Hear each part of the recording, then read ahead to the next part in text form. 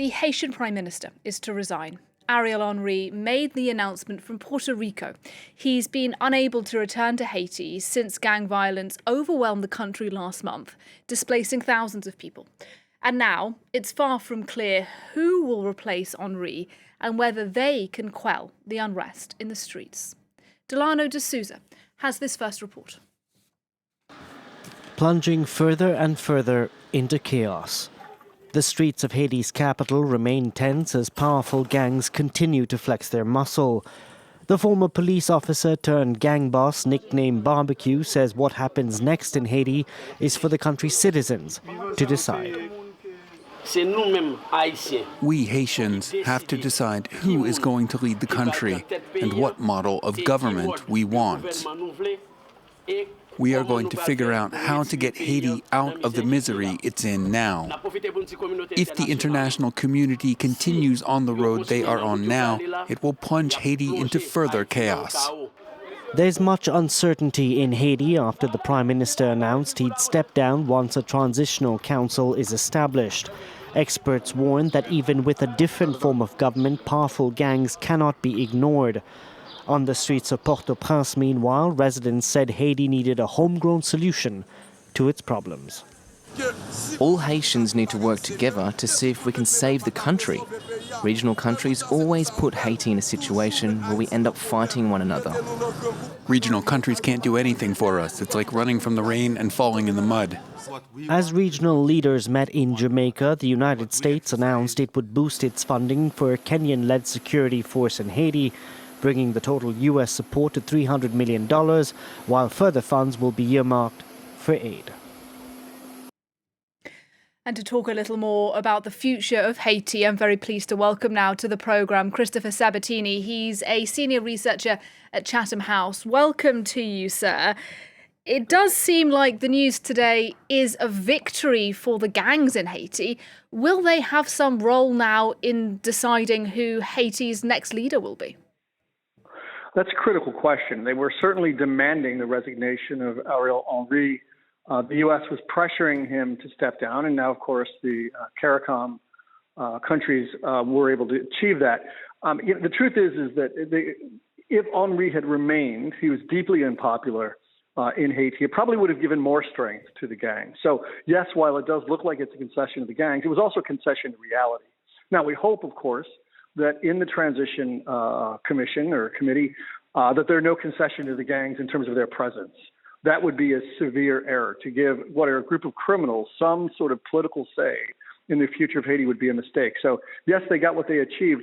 The truth is it was a benefit for all of Haiti. You said the gangs have got what they achieved. Does that mean, in your analysis now, we will see a quieter time in Haiti? Will some of the violence of the last few weeks come to an end?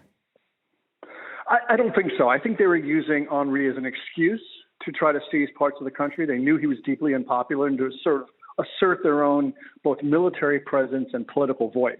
Now comes the tough part, because they're basically securing this transitional government and securing some sort of future in Haiti that's not tied to criminality is going to involve a multinational force that will come in and establish some security. And that will involve conflict, and it will involve not making concessions to the security, to the illegal groups and the gangs.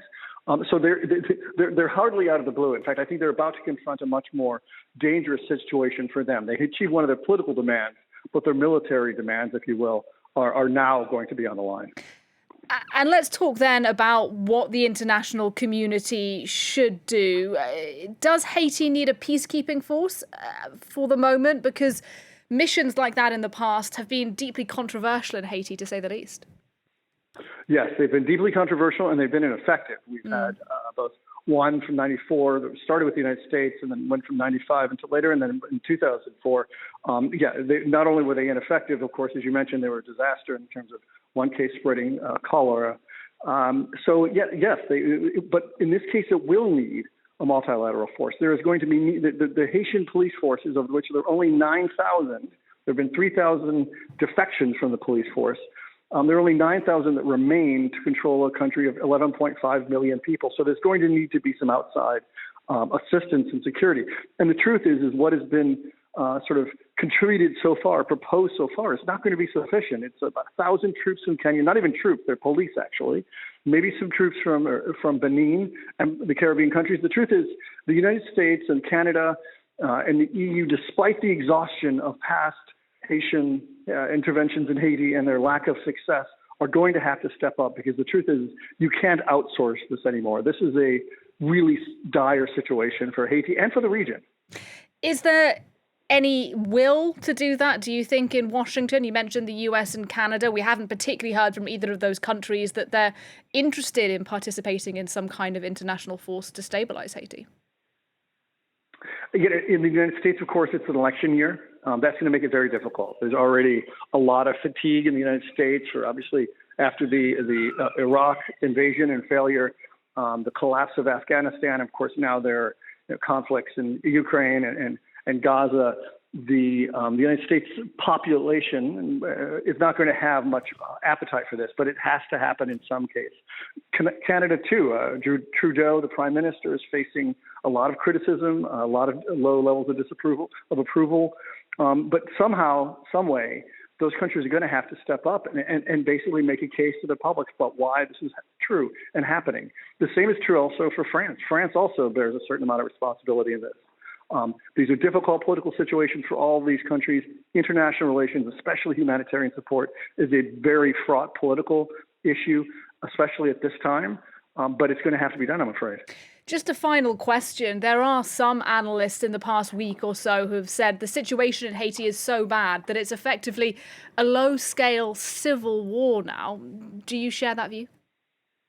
Yeah, the truth is a civil war implies there's some sort of political objective on one side, and there's no political objective for the gangs. These are criminal gangs that are engaging in everything from human trafficking, stealing and reselling or redistributing humanitarian goods, human trafficking, extortion.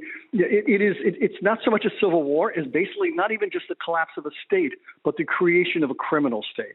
And when that criminal state controls most of Port-au-Prince, the capital, you're looking at something that would have been unthinkable, certainly in Latin America, just even a few decades ago, which is, illicit criminal gang effectively meting out justice and forming a de facto government. That has to be reversed. Christopher Sabatini, it's great to talk to you, sir. Thanks very much. Thank you.